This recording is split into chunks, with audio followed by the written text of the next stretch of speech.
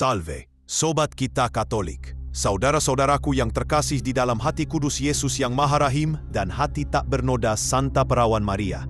Laskar-laskar Kristus yang tidak pernah gentar menghadapi badai zaman ini. Hari ini, saya berseru kepada kalian dari kedalaman batin yang paling menangis, dari sebuah nurani Katolik yang terkoyak melihat pemandangan dunia yang semakin hari semakin kehilangan kewarasannya. Saya meminta kalian untuk duduk dalam keheningan yang total. Matikan sejenak segala kebisingan media sosial yang penuh racun itu. Hentikan segala kesibukan duniawi kalian. Tarik napas yang panjang dan siapkan roh kalian untuk menerima sebuah tamparan kebenaran teologis yang akan membuat telinga dunia berdenging dan membuat kuasa-kuasa neraka gemetar ketakutan. Kita sedang hidup di ambang batas kegilaan kosmik. Kita sedang menyaksikan dengan mata kepala kita sendiri bagaimana peradaban manusia sedang menari-nari dengan penuh sukacita di pinggir jurang kehancuran total. Pernahkah kalian melihat berita-berita terbaru yang melintas di layar telepon genggam kalian? Pernahkah kalian menyimak bagaimana para penguasa dunia, para politisi yang memegang kendali atas senjata pemusnah massal, bertingkah laku seolah-olah mereka adalah Tuhan yang berhak menentukan hidup dan matinya jutaan nyawa manusia? Kita melihat sebuah fenomena yang benar-benar membuat akal sehat dan iman Katolik kita menjerit ngeri. Kita melihat bagaimana mesin perang dunia sedang dipanaskan. Ketegangan yang luar biasa antara Amerika Serikat, Israel, dan Iran sedang mengancam untuk meledakkan perang dunia ketiga yang akan mengubah bumi ini menjadi abu radioaktif. Dan di tengah-tengah genderang perang yang ditabuh dengan penuh histeria berdarah ini, berdirilah satu sosok, seorang pria tua, berpakaian putih bersih, yang mewarisi takhta seorang nelayan dari Galilea. Bapa suci kita, Sang Wakil Kristus di bumi. Beliau berdiri sendirian di balkon Vatikan, merentangkan tangannya, dan berteriak memohon kepada para pemimpin dunia, hentikan kegilaan ini, letakkan senjata kalian. Perang adalah kekalahan bagi seluruh umat manusia. Atas nama Allah, saya memohon gencatan senjata. Lalu, apa respons dunia? Apa respons dari para pemimpin politik duniawi tersebut? Mereka menertawakannya. Mereka mengejeknya. Seorang presiden dari sebuah negara adidaya, Donald Trump, bahkan secara terang-terangan dan tanpa rasa hormat sedikit pun, menyemprot dan menyerang Sang Bapa Suci. Ia menantang otoritas moral Paus, menganggap Paus sebagai sosok yang lemah, tidak mengerti politik luar negeri, dan menolak seruan perdamaian tersebut demi ambisi kekuasaan dan dominasi militer. Dan yang lebih gila lagi, di tengah-tengah kesombongan politik ini, muncul gambar-gambar buatan kecerdasan buatan atau artificial intelligence yang tersebar luas, menggambarkan sosok politisi tersebut menyerupai Yesus Kristus, menyerupai Sang Penebus, menyerupai Tuhan kita yang disalibkan. Saudara-saudaraku umat Katolik, jika ini bukan tanda bahwa dunia sudah benar-benar gila, lalu apa lagi? Jika penolakan terhadap utusan damai Kristus dan penyembahan berhala terhadap politisi duniawi ini tidak membuat iman kalian mendidih, maka kalian harus memeriksa kembali detak jantung rohani kalian. Hari ini, di channel Kita Katolik, kita akan membelah dan membongkar fenomena kegilaan peradaban ini melalui lensa teologi Katolik yang paling tajam. Kita akan menyingkap 10 tanda dunia sudah gila dan mengapa sikap penolakan dunia terhadap Bapa Suci adalah bukti absolut bahwa Gereja Katolik sedang berdiri tegak di atas jalan kebenaran yang sesungguhnya. Siapkan batin kalian.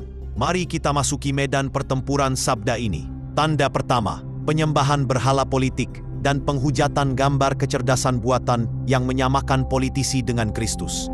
Mari kita mulai dari hal yang paling menjijikan dan paling menghujat takhta kekudusan Allah. Saudara-saudaraku, lihatlah bagaimana kebodohan spiritual manusia modern telah mencapai puncaknya. Beredar luas gambar-gambar yang diciptakan oleh kecerdasan buatan, yang memanipulasi wajah seorang tokoh politik duniawi, Presiden Donald Trump, dan meletakkannya dalam posisi, postur, dan pakaian yang menyerupai Yesus Kristus. Ada yang menggambarkannya sedang berdoa dengan cahaya ilahi, ada yang menyandingkannya dengan salib, seolah-olah dia adalah Mesias penyelamat bangsa. Dengarkan suara kemurkaan Ibu Gereja Katolik atas penghujatan ini. Ini bukanlah sekadar kebebasan berekspresi. Ini bukanlah sekadar lelucon politik. Ini adalah penyembahan berhala yang paling keji dan penghujatan terhadap inkarnasi Sang Sabda. Hukum Taurat yang pertama berbunyi dengan suara guntur dari Gunung Sinai. Jangan ada padamu Allah lain di hadapanku. ketika manusia mulai mengangkat seorang politisi yang penuh dosa, yang penuh dengan kelemahan manusiawi, yang kebijakan-kebijakannya seringkali didasarkan pada kesombongan dan balas dendam, lalu menyamakannya dengan sang anak domba Allah yang tidak bernoda. Saat itulah peradaban tersebut sedang mengundang murka Allah yang menyala-nyala. Dalam sejarah Gereja Katolik, para martir awal di Kekaisaran Romawi rela dilemparkan ke kandang singa kelaparan. Rela dibakar hidup-hidup menjadi obor penerang jalan, murni karena mereka menolak untuk menyembah kaisar sebagai Tuhan. Mereka menolak untuk membakar sejumput kemenyan pun di depan patung politisi duniawi. Hari ini, kita melihat orang-orang yang mengaku Kristen justru dengan sukarela memuja seorang tokoh politik bagaikan juru selamat. Gereja Katolik dengan tegas memisahkan antara patriotisme yang sehat dan nasionalisme yang berhala. Tidak ada politisi manapun di bumi ini, sekuat apapun negaranya, yang boleh menduduki takhta di hati kita yang secara eksklusif hanya milik Yesus Kristus. Menyamakan wajah manusia fana dengan wajah suci Yesus adalah bukti bahwa dunia telah kehilangan akal sehat rohaninya dan sedang menyembah binatang dari dalam laut, seperti yang dinubuatkan dalam kitab Wahyu. Tanda kedua, kesombongan kekuasaan duniawi yang berani menghardik dan menantang wakil Kristus di bumi. Tanda kegilaan dunia yang kedua adalah hilangnya rasa hormat yang mutlak terhadap otoritas spiritual yang diberikan oleh Allah sendiri. Ketika presiden negara adidaya tersebut secara terbuka menyemprot, merendahkan, dan menyerang seruan damai Paus, apa yang sebenarnya sedang terjadi di alam roh? Saudara-saudaraku yang setia pada magisterium, mari kita luruskan teologi kita. Siapakah Paus itu? Paus bukanlah seorang ketua partai politik tingkat global. Paus bukanlah seorang presiden direktur dari perusahaan agama. Paus adalah penerus Santo Petrus. Paus adalah Vicarius Christi, wakil Kristus di bumi. Ketika Yesus Kristus menyerahkan kunci kerajaan surga kepada Petrus di Kaisarea Filipi, Yesus mendirikan sebuah otoritas yang melampaui segala singgasana kaisar, melampaui segala gedung putih, dan melampaui segala istana kerajaan di dunia ini. Sejarah mencatat bahwa kekaisaran-kekaisaran duniawi selalu mencoba untuk menundukkan tahta Petrus. Kaisar Napoleon Bonaparte pernah menculik Paus. Diktator komunis Joseph Stalin pernah mengejek Paus dengan bertanya secara sinis, "Berapa banyak divisi pasukan tang yang dimiliki oleh Paus?" Mereka semua tertawa mengejek karena Paus tidak memiliki senjata militer. Tetapi lihatlah sejarah. Di mana Napoleon sekarang? Di mana Stalin sekarang? Kekaisaran mereka telah hancur menjadi debu yang ditiup angin. Sementara Paus masih berdiri di balkon Basilika Santo Petrus memberkati dunia. Ketika seorang penguasa politik masa kini menantang Paus karena Paus menolak mendukung perang, penguasa itu sedang mengulangi kesombongan kuno dari para kaisar yang telah musnah. Dunia gila karena dunia mengira kekuatan sejati terletak pada kode nuklir dan tombol peluncur rudal. Dunia tertawa karena Paus hanya membawa doa dan seruan damai. Tetapi ketahuilah, barang siapa merendahkan suara kenabian dari tahta Petrus, ia sedang menimbun bara api di atas kepalanya sendiri. Karena suara itu adalah gema dari suara Sang Gembala Agung yang menginginkan kehidupan, bukan kematian. Tanda ketiga, haus darah dan euforia perang yang menghancurkan Timur Tengah. Mari kita lihat tanda kegilaan yang ketiga. Saat ini, kita melihat ketegangan yang luar biasa, ancaman perang terbuka yang saling menghancurkan antara negara Israel dengan dukungan Amerika Serikat melawan negara Iran. Pemandangan di media sosial dan televisi sangatlah mengerikan. Bukan mengerikan hanya karena ancaman senjatanya, tetapi mengerikan karena banyak orang yang bersorak-sorai mendukung perang tersebut. Ada kelompok-kelompok di luar sana yang bahkan menggunakan ayat-ayat Alkitab secara serampangan untuk membenarkan pengeboman, membenarkan pemusnahan sebuah negara, dan menanti-nantikan perang ini sebagai semacam hiburan apokaliptik akhir zaman. Mereka mengira bahwa mendukung peperangan berdarah ini adalah bentuk kesetiaan kepada Tuhan. Sungguh sebuah kesesatan teologi yang paling menjijikkan. Gereja Katolik, ibu kita yang suci, menangis terseduh-seduh melihat kebutaan ini. Ajaran sosial Gereja Katolik sangatlah ketat mengenai moralitas perang. Gereja mengajarkan bahwa setiap tetes darah orang tak berdosa yang tumpah, entah itu darah warga sipil Israel, darah warga sipil Palestina, ataupun darah warga sipil Iran, adalah darah yang berteriak meminta keadilan kepada Allah di surga. Tuhan kita Yesus Kristus tidak pernah menjanjikan keselamatan melalui rudal balistik antar benua. Tuhan kita adalah Raja Damai. Bagaimana mungkin dunia bisa menertawakan paus yang menyerukan gencatan senjata, sementara pada saat yang sama dunia dengan antusias membiayai pabrik-pabrik senjata yang akan membakar anak-anak tak berdosa menjadi abu. Kegilaan dunia ini terletak pada kehausan akan kekuasaan dominasi yang dibalut dengan bahasa keagamaan yang palsu. Gereja Katolik tidak pernah bisa dan tidak akan pernah merestui perang pemusnahan sebagai jalan keluar. Gereja adalah pembela kehidupan yang radikal, dari janin di dalam rahim ibu hingga penduduk sipil yang berada di zona perang. Barang siapa menertawakan seruan pro kehidupan gereja ini, ia sesungguhnya sedang bersekutu dengan roh pembunuh dari awal mula. Tanda keempat, ilusi perdamaian palsu melalui kekuatan senjata Pax Americana versus Pax Christi. Dunia menertawakan paus karena dunia memiliki definisi perdamaian yang sangat cacat dan beracun. Pemimpin-pemimpin dunia dan para jenderal militer seringkali menggemakan sebuah doktrin kuno kekaisaran. Jika engkau menginginkan perdamaian, bersiaplah untuk perang. Mereka percaya bahwa satu-satunya cara untuk menciptakan kedamaian di Timur Tengah atau dimanapun adalah dengan menghancurkan musuh sampai rata dengan tanah, menunjukkan kekuatan persenjataan yang sangat brutal sehingga tidak ada lagi yang berani melawan. Ini adalah konsep damai yang didasarkan pada ketakutan total. Di zaman Romawi ini disebut Pax Romana. Di zaman modern ini mungkin disebut dengan istilah lain yang merujuk pada dominasi adidaya. Tetapi saudara-saudaraku, itu bukan perdamaian. Itu adalah kesunyian di atas kuburan massal. Gereja Katolik menawarkan dan Paus memperjuangkan apa yang disebut Pax Christi. Damai sejahtera Kristus. Yesus berkata, "Damai sejahtera kutinggalkan bagimu. Damai sejahtera kuberikan kepadamu. Dan apa yang kuberikan tidak seperti yang diberikan oleh dunia kepadamu." Damai Kristus tidak dibangun di atas laras senapan. Damai Kristus dibangun di atas keadilan, pengampunan, dan dialog yang bermartabat. Dunia gila karena dunia percaya bahwa api bisa dipadamkan dengan bensin. Mereka percaya bahwa kebencian yang sudah berurat, berakar selama ratusan tahun di Timur Tengah, bisa disembuhkan dengan menjatuhkan bom berdaya ledak tinggi ke atas kota-kota mereka. Betapa bodohnya akal budi manusia yang terlepas dari rahmat ilahi.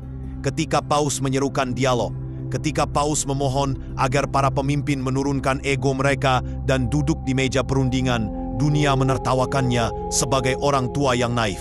Tetapi sejarah membuktikan dengan sangat memilukan bahwa setiap perang yang dikobarkan dengan kesombongan hanya akan melahirkan benih-benih terorisme dan kebencian generasi baru yang jauh lebih mengerikan. Paus tidak naif. Beliau adalah satu-satunya suara kewarasan yang tersisa di ruangan yang penuh dengan orang-orang yang mabuk darah. Tanda kelima, kebutaan terhadap sifat universal dan katolisitas gereja. Tanda kegilaan kelima adalah ketika para penguasa dunia menuntut agar gereja Katolik memihak secara politis kepada blok negara tertentu. Ketika presiden tersebut mengkritik Paus secara tersirat, ia menuntut agar Vatikan memberikan dukungan moral kepada aliansi militernya. Mereka tidak mengerti atau pura-pura tidak mengerti arti dari kata Katolik itu sendiri. Kata Katolik berarti universal, merangkul keseluruhan. Gereja Katolik bukanlah gereja nasional dari negara Amerika Serikat. Gereja Katolik bukanlah gereja eksklusif milik bangsa tertentu. Dengarkan fakta yang sering diabaikan ini. Di Amerika Serikat ada jutaan umat Katolik. Di Israel dan Palestina ada umat Katolik berdarah Arab yang menjaga tempat-tempat suci. Dan di Iran, di negara yang diancam akan dibom itu, juga terdapat saudara-saudari kita, umat Katolik dan Kristen Ritus Timur yang sedang ketakutan menghadapi ancaman perang. Bagaimana mungkin dengan logika kasih ilahi macam apa, dunia mengharapkan Bapa Suci, Sang Bapa Rohani bagi umat Katolik sedunia, untuk memberkati senjata yang akan digunakan untuk menghancurkan, meledakkan, dan membunuh anak-anaknya sendiri di negara lain? Jika seorang ayah memiliki dua anak yang sedang bertikai dan bersiap untuk saling membunuh dengan pisau, apakah sang ayah akan memidak satu anak dan menyemangatinya untuk mengemenggal kepala anak yang lain? Tidak mungkin. Ayah yang benar akan melompat ke tengah-tengah mereka, mengorbankan tubuhnya sendiri untuk melerai pertumpahan darah itu. Inilah yang sedang dilakukan oleh Paus. Beliau menderita melihat anak-anak manusia saling memangsa. Beliau tidak bisa dikotak-kotakkan ke dalam agenda politik kubu manapun. Kepedulian Paus melampaui batas-batas peta yang digambar oleh manusia. Dunia menertawakan universalitas kasih ini karena dunia telah terbiasa membagi umat manusia ke dalam kategori kawan dan musuh yang harus dihancurkan. Kebencian terhadap universalitas gereja ini adalah tanda bahwa dunia sedang dikuasai oleh roh pemecah belah, yaitu roh diabolos itu sendiri. Tanda keenam, mengubah agama menjadi alat legitimasi kekerasan dan menolak teologi salib. Kita sampai pada fenomena yang sangat merusak esensi iman itu sendiri. Di dunia yang gila ini, agama seringkali dibajak, diperkosa maknanya, dan dijadikan sekadar stempel karet untuk melegitimasi kekejaman militer. Para politisi sangat suka mengutip nama Tuhan, mengutip ayat-ayat kemenangan, dan berdoa sebelum mengirim jet tempur untuk menghancurkan kota musuh.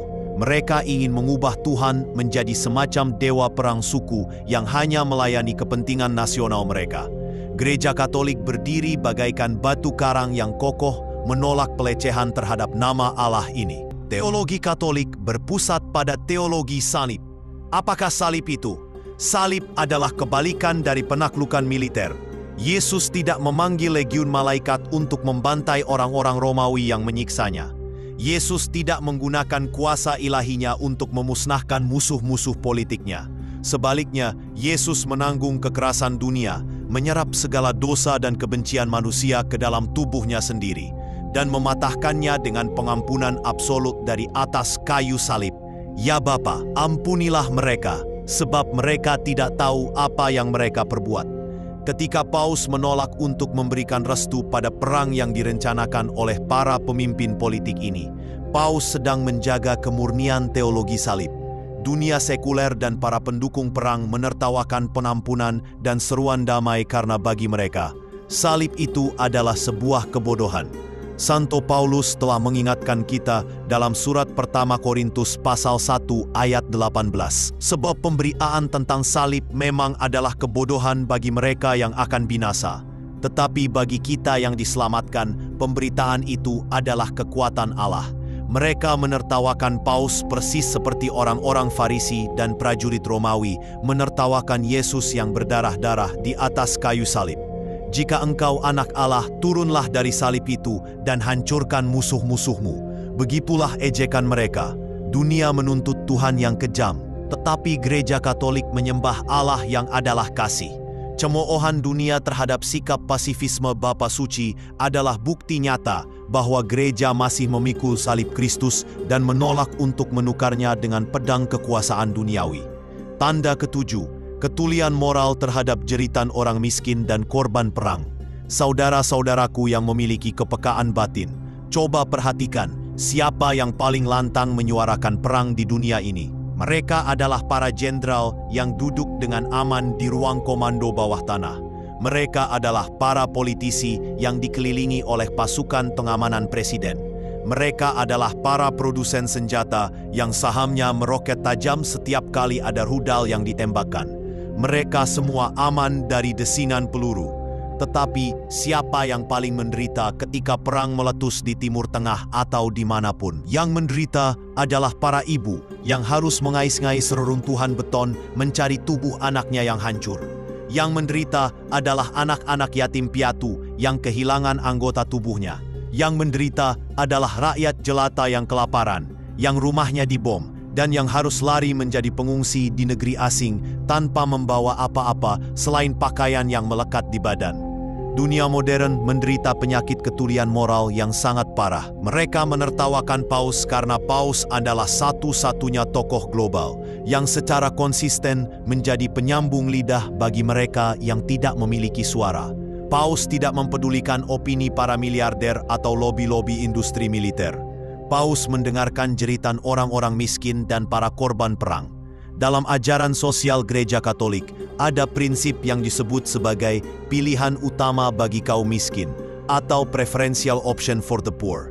Ketika Paus mengutuk perang, beliau sedang membela hak hidup kaum miskin yang selalu menjadi tumbal pertama dari kesombongan politik orang-orang kaya dan berkuasa. Dunia menertawakan Paus karena dunia menganggap nyawa rakyat kecil di negara berkembang itu sebagai angka statistik yang murah, sebagai sekadar kerusakan tambahan atau collateral damage yang bisa ditoleransi. Kegilaan dunia ini terletak pada hilangnya rasa empati kemanusiaan, di mana layar televisi menyajikan ledakan bom sebagai tontonan hiburan yang menegangkan. Sementara Gereja Katolik menangis meratapi setiap tetes darah yang tumpah sebagai penghinaan terhadap martabat ciptaan Allah. Tanda ke-8, hilangnya rasa takut akan Allah dan kesombongan akal budi sekuler. Kita hidup di peradaban yang merasa dirinya paling maju, paling pintar, dan paling beradab sepanjang sejarah. Umat manusia telah mendarat di bulan, menciptakan internet, merangkai kecerdasan buatan, dan membelah atom. Tetapi kesombongan akal budi yang terlepas dari terang iman ini telah membawa manusia pada sebuah kesimpulan yang paling bodoh dan paling mematikan. Mereka merasa tidak lagi membutuhkan Allah. Perhatikan bagaimana para pemimpin politik memandang agama hari ini. Mereka menganggap institusi agama, termasuk Gereja Katolik, hanyalah sebagai sebuah organisasi non-pemerintah kuno, semacam museum relikui masa lalu yang sesekali berguna untuk acara seremonial, tetapi sama sekali tidak memiliki hak untuk mendikte kebijakan moral negara.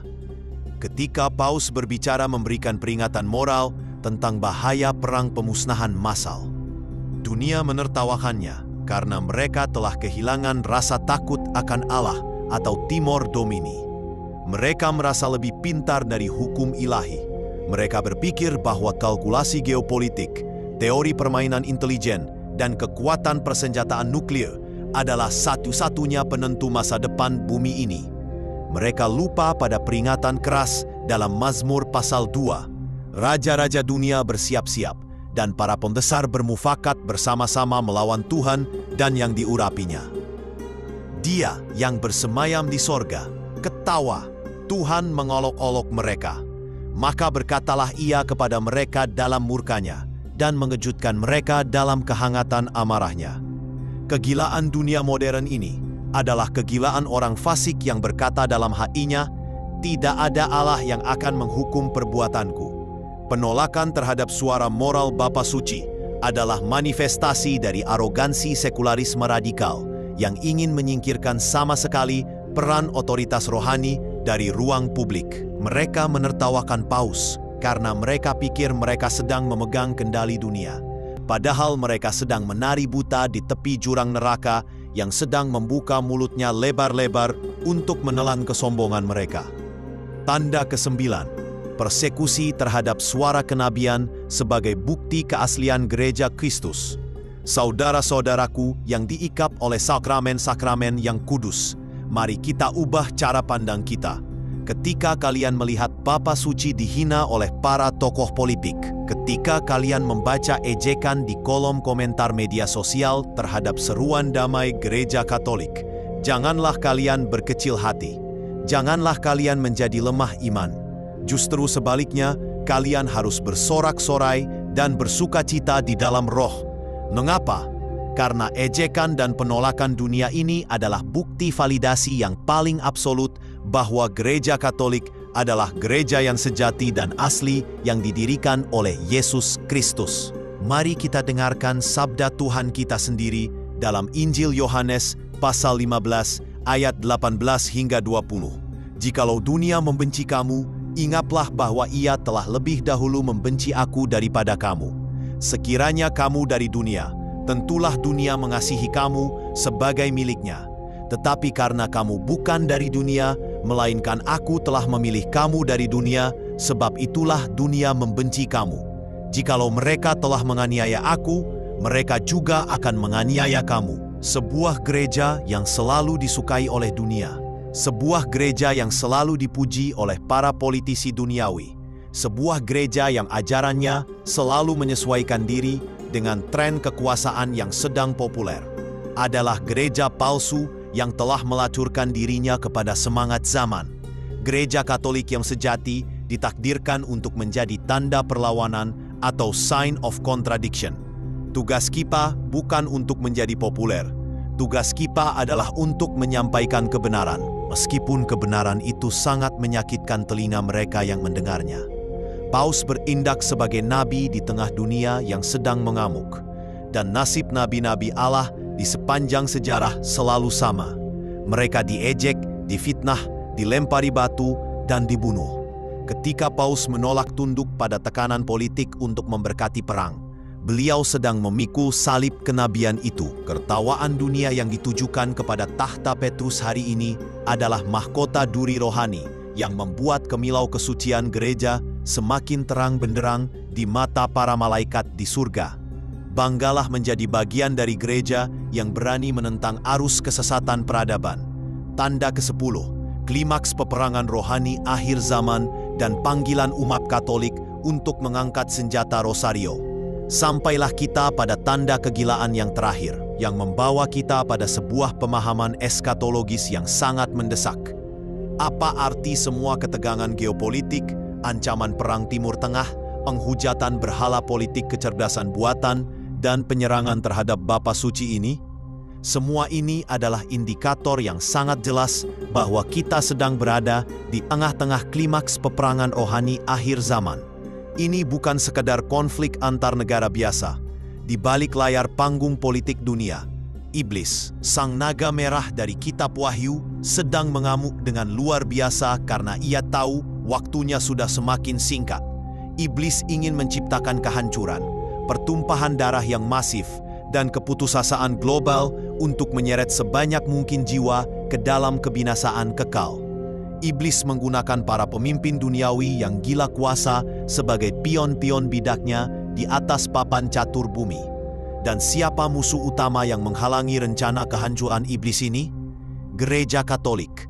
Maka dari itu, iblis memuntahkan segala kebenciannya untuk menyerang, mendiskreditkan dan mempermalukan pemimpin gereja, Sang Gembala Universal.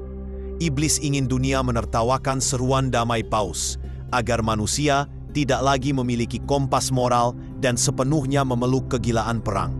Lalu apa respons kita sebagai prajurit-prajurit gereja Katolik militan di bumi ini? Apakah kita hanya akan diam menonton? Apakah kita akan lari ketakutan bersembunyi di bawah tempat tidur? Tidak, sekali-kali tidak. Kita harus mengangkat senjata kita yang paling mematikan. Bukan senjata peluru, bukan rudal balistik, melainkan senjata Rosario Suci. Bunda Maria di Fatima telah datang memperingatkan kita lebih dari 100 tahun yang lalu. Beliau dengan jelas mengatakan bahwa jika manusia tidak bertobat, tidak berdoa, dan tidak kembali kepada Allah, maka peperangan yang jauh lebih mengerikan akan melanda dunia dan beberapa negara akan dilenyapkan. Tetapi Bunda Maria juga memberikan janji kemenangan yang absolut. Pada akhirnya, hatiku yang tak bernoda akan menang. Saudara-saudaraku, umat Katolik, ini adalah panggilan tempur untuk kalian semua. Jangan biarkan Bapa Suci berjuang sendirian menerima cemoohan dunia. Rapatkan barisan rohani kalian. Berlututlah di depan sakramen Maha Kudus. Daraskan Rosario setiap hari tanpa terputus. Memohonkan pertobatan bagi para pemimpin politik yang sedang mabuk kekuasaan. Memohon perlindungan bagi nyawa-nyawa tak berdosa yang sedang diintai oleh bayang-bayang rudal pembunuh. Dan memohon agar hikmat Allah menyinari pikiran mereka yang sedang dibutakan oleh kesombongan militer. Doa orang benar yang dinaikkan dengan iman yang murni memiliki kekuatan yang mampu menahan ledakan bom nuklir sekalipun di alam roh. Kitalah pasukan pertahanan terakhir kemanusiaan. Saudara-saudaraku yang diikat oleh rahmat Ekaristi yang menyelamatkan. Kita telah membedah 10 tanda kegilaan peradaban modern ini. Sebuah analisis teologis yang melingkap keburukan dunia dan kemuliaan Ibu Gereja Katolik. 1. Penyembahan berhala terhadap gambar politisi yang menyamai wajah Kristus. 2. Kesombongan kekuasaan duniawi yang berani menghardik tahta Petrus. 3. Euforia dan kehausan akan darah dalam mendukung peperangan pemusnahan. 4. Ilusi menciptakan perdamaian abadi melalui dominasi persenjataan yang brutal. 5. Kebutaan yang disengaja terhadap universalitas gereja yang melampaui batas kebangsaan. 6. Manipulasi bahasa agama untuk menolak teologi salib dan pengampunan. 7. Ketulian nurani yang mengerikan terhadap jeritan penderitaan korban perang dan kaum papa. 8. Kesombongan rasionalitas sekuler yang membuang rasa takut akan Allah.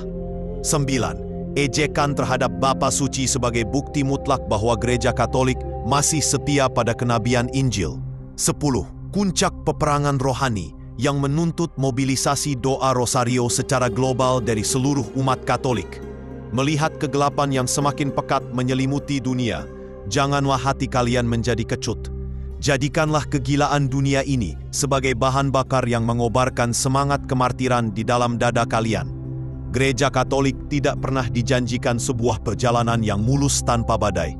Tetapi gereja dijanjikan bahwa Sang Nahkoda, yaitu Yesus Kristus, tidak akan pernah membiarkan bahtera ini tenggelam. Berdirilah di belakang Bapa Suci dengan ketaatan penuh. Jangan ikut-ikutan termakan propaganda politik duniawi yang membenarkan kekerasan. Jadilah agen-agen Pax Christi di lingkungan kalian masing-masing.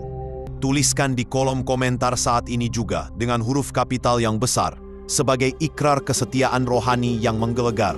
Saya berdiri bersama Gereja Katolik, saya menolak berhala kekuasaan politik, dan saya akan berperang dengan doa rosario. Biarkan kolom komentar itu menjadi dinding pertahanan iman yang menyilaukan mata para pencinta perang. Jangan biarkan kebenaran yang menampar akal sehat ini hanya berhenti di sini. Bagikan video pendalaman teologis yang sangat berat, tajam, dan esensial ini ke setiap penjuru. Bagikan kepada grup WhatsApp keluarga, grup paroki, komunitas kaum muda, dan setiap orang Katolik yang kalian kenal yang mungkin sedang tertidur nyenyak atau terpengaruh oleh berita-berita sekuler. Bangunkan mereka dari ilusi dunia ini. Tekan tombol like pada video ini sebagai bentuk keberanian kalian mendukung pewartaan iman Katolik yang tanpa kompromi, murni, dan tidak takut pada opini mayoritas dunia yang sedang tersesat. Dan yang paling vital, pastikan kalian telah menekan tombol subscribe di channel Kita Katolik dan nyalakan lonceng notifikasinya. Disinilah kita membentengi pikiran dan jiwa kita dengan teologi Katolik yang ortodoks, radikal dalam kasih, dan tak tertandingi oleh filsafat zaman manapun. Teruslah berpegang teguh pada sabda Tuhan. Teruslah memeluk Ekaristi sebagai satu-satunya penawar keabadian. Dan biarkan Bunda Maria menuntun langkah kalian di tengah kegelapan dunia yang gila ini menuju fajar Paskah yang tak berkesudahan. Semoga berkat perlindungan Allah yang Maha Kuasa, Bapa dan Putra dan Roh Kudus senantiasa turun atas kalian, membakar keputusasaan kalian menjadi pengharapan ilahi, sekarang dan selalu, sepanjang segala abad. Amin. Shalom. Berkah dalam.